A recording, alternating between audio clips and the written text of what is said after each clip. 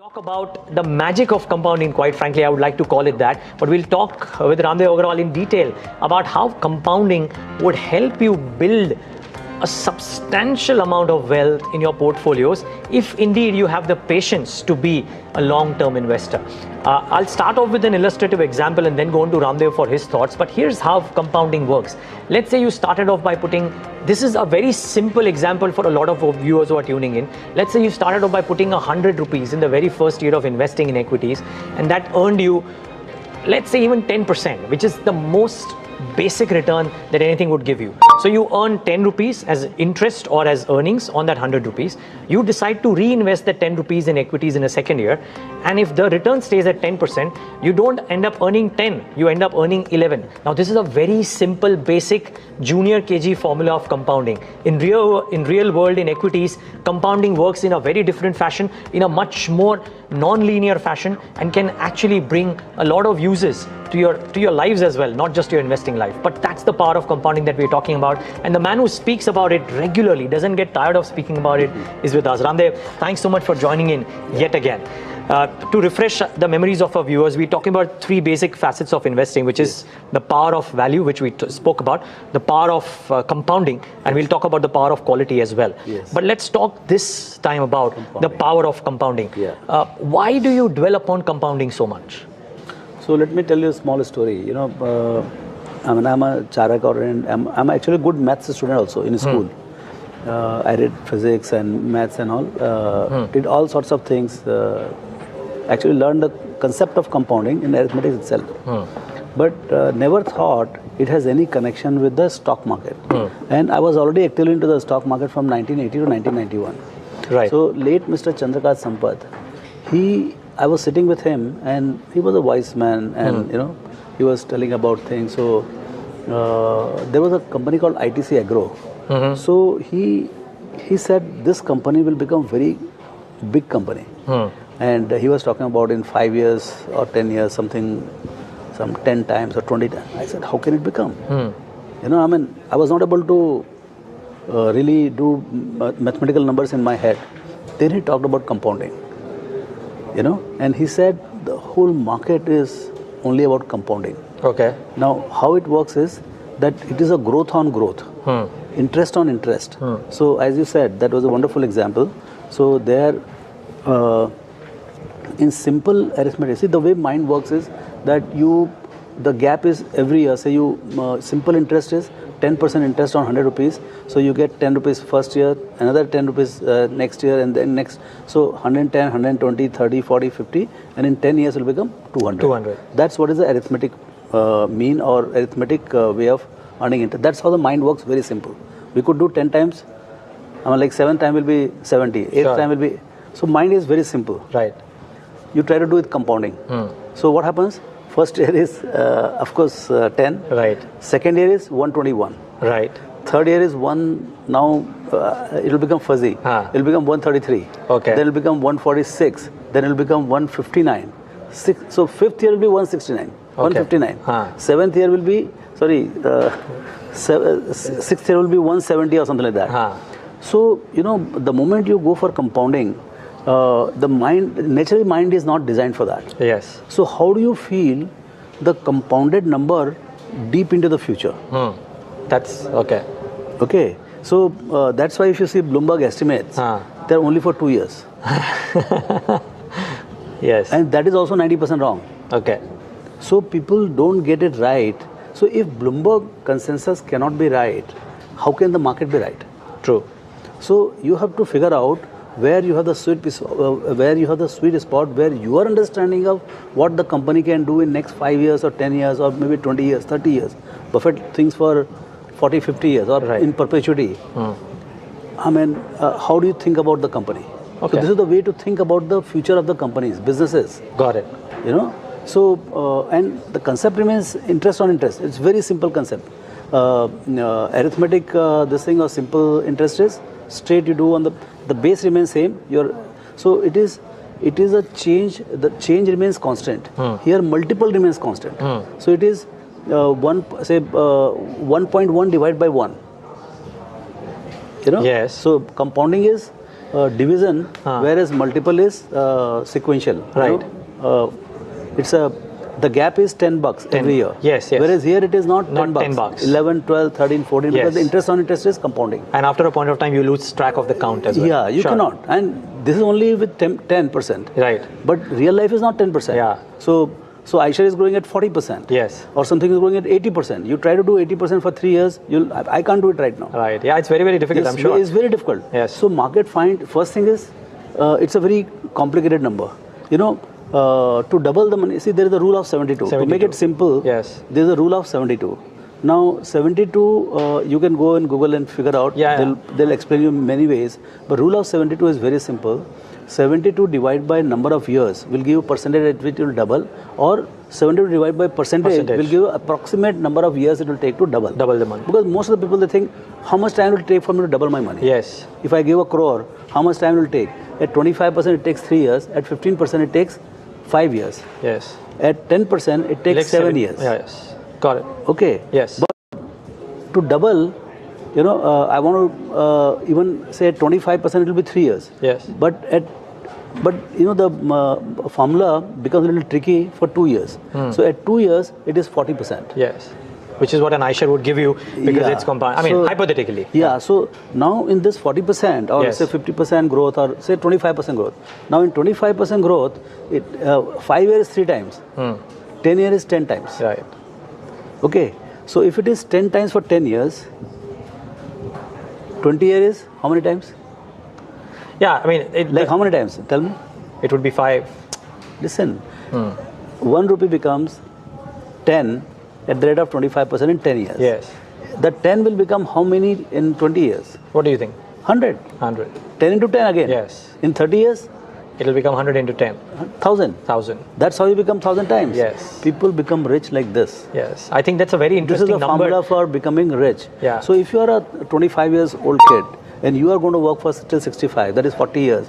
So at the rate of 25%, if you compound, your 1 lakh saved today will become 10,000 times in 40 years. Yeah. We will revisit this number, Raamdeo, because it's a very interesting chart that we've recreated as well, just to show people the impact of this power of compounding that Raamdeo is speaking about. I actually have a simple chart as well, just to show people the difference. I mean, just to show people the magic of compounding. And we'll start taking questions very, very soon. But if that chart can come up on your screen, it shows the simple difference between simple interest and compound interest. Just shows the power of compounding. There it is on your screen. This is 1 crore rupees invested at 15% interest, simple versus compounding, and it just shows over a 20-year period. I think the power that Raamdeo is trying to talk about. 1 crore invested would move up to 4 crores in simple years, in simple interest, but in compounded at 15% could actually move up to this number, and it just shows, Raamdeo, the difference that people can earn if indeed they believe in the power of compounding. There are some uses of compounding, Raamdeo, that you've given to us as well. Financial planning in achieving goals, valuation of stocks, understanding the present value, and comparison of financial products performance over a different period of time. Can we talk about this before? One by one. These are one by one. Yes. Big subjects. Okay. So let's talk about financial planning first. Financial planning. So what happens is, say most of the people are salaried people or fixed income type of people with limited resources, and everybody has aspiration to become rich, or they want to plan their retirement because nobody gives a job forever. Yes. So at the age of 65 you want to retire, and you want to maintain a same quality of life or better life after 65. Yes. And you may be living for say 100 years.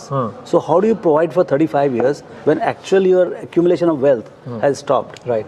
So you are at 35 and you are earning say 24-25 lakhs a year. How much you should save in next 30 years so that 30 years or 35 years henceforth after 65 to 100 is well taken care of without any dilution in your quality of life, and actually you are provided for even 110 years if you live, because medicine and all are becoming better. So most likely people like you and all, you are going to live for 110, 120 years.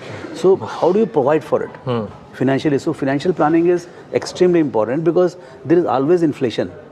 See, today what you save a lakh rupees, say you spend a lakh rupees today and you save a lakh rupees today, but the same 1 lakh rupee may not buy you a lakh rupees worth of purchasing power in 65. Will not. Because inflation will dilute your value of the money. Sure. So you have to invest in such a way that it not only beats the inflation.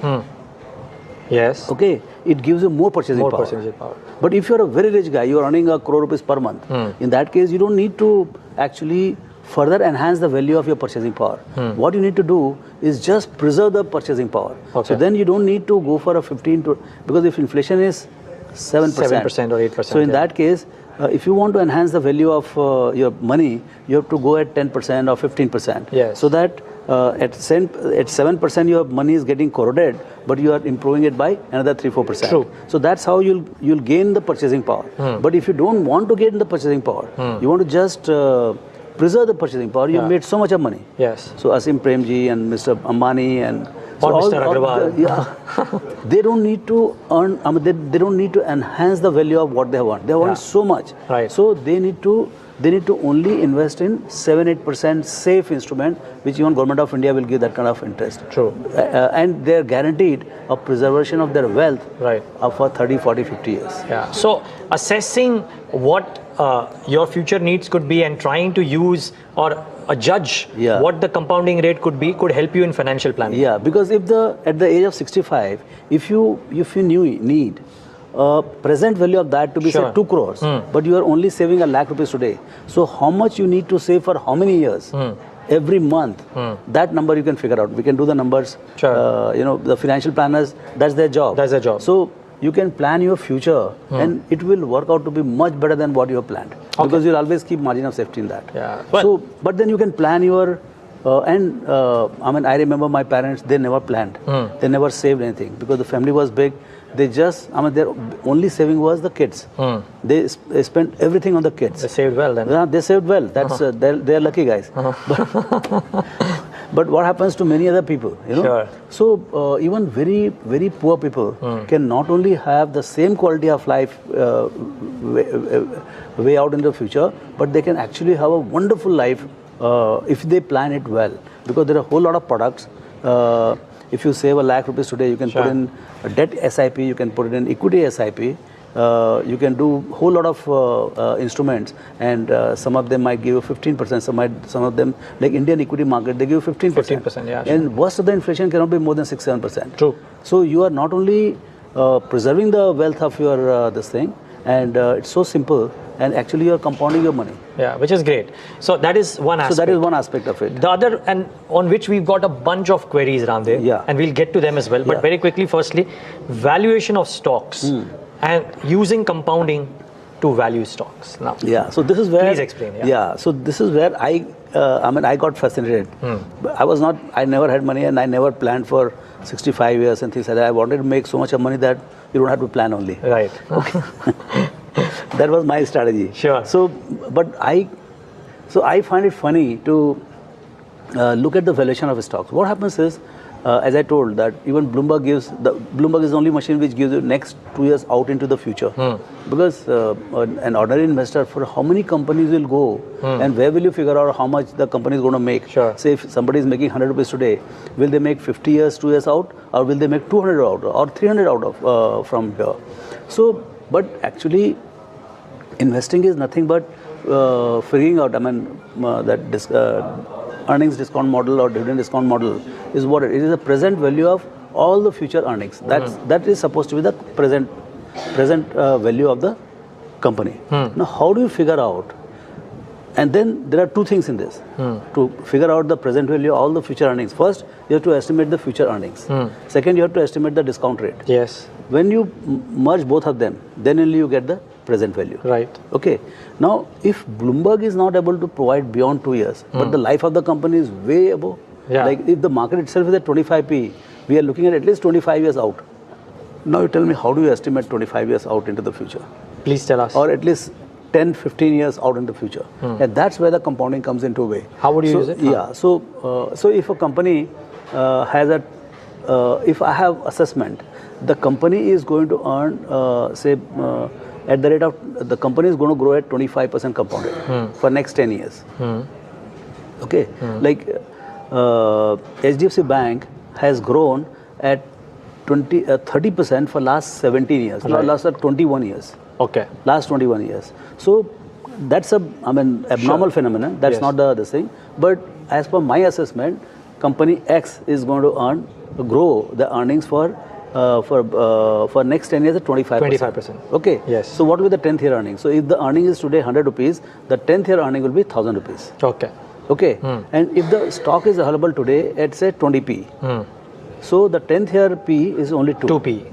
Okay. So now, if that's one way. So if it is actually at 20p, then market is leaving a 25% kind of return for you. Right. Okay. Right. But if by chance you think market typically leaves about 15-16% return. Right. So market is leaving that 10% additional for you. But so stock price is building in. So you can compound it. When you compound it 25%, it goes 10 times. Yes. But if you discount it again 15%, it will become 10 divided by 4. So that will be 2.5 times. So that much is the margin of safety for you. Got it.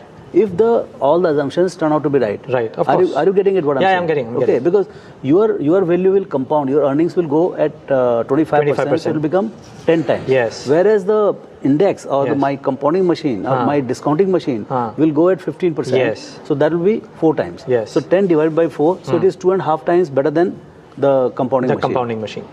True. So that is the margin of safety, and now you can decide whether you want to buy or sell. And how much you want to buy. Yeah, how much you want to buy. So you have to figure out what is the expectation built into the price. See, market is one place where you don't know. Like when you go to casino. Sure. In casino, you get to know what is your odds and what is your payoff. Sure.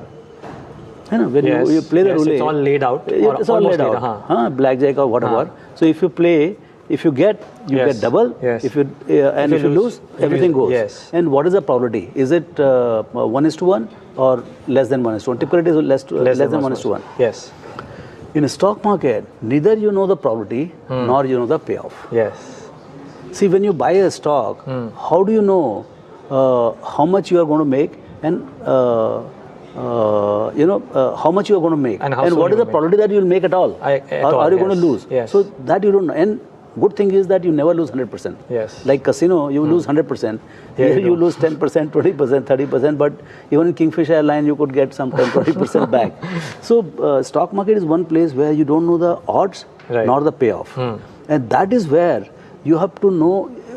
Basically, the compounding allows you to improve your understanding the odds and most importantly the payoff. Got it. Because if the company is growing by chance, your estimate. See, there is two estimates, and third is a fact. Yes.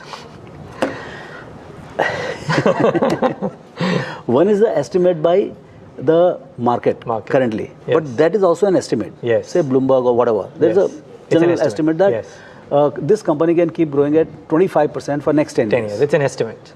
That's an estimate. Yes. Your estimate is because you are insider or you know this business very well. You say, I think the estimate is going to be 35% compounded for next 10 years. Yes. So there is a differential view. Yes. Third thing is, as the time passes, what actually happens. Yes. Okay. So obviously, market is pricing 25%, and I'm thinking it is 35%, and I'm supremely confident that I'm right. Sure. I'll go and buy the stock. Yes. After 1 year, we'll realize whether it is 35 or 25. True. And hence the market will, if by chance it is 35, market will start, you have frozen your purchase. Yes. Now market will start recalibrating. Yes. So from 25, it will go to 27. And then second year again it comes, then it will go to 30. Yes. Then after third or fourth year, they will say this damn thing keeps growing at 35%. Let me take the valuation to 35, or maybe it might overshoot to 40. 40 also. That is the point of time. Your opinion is still at 35, you go and sell the stock.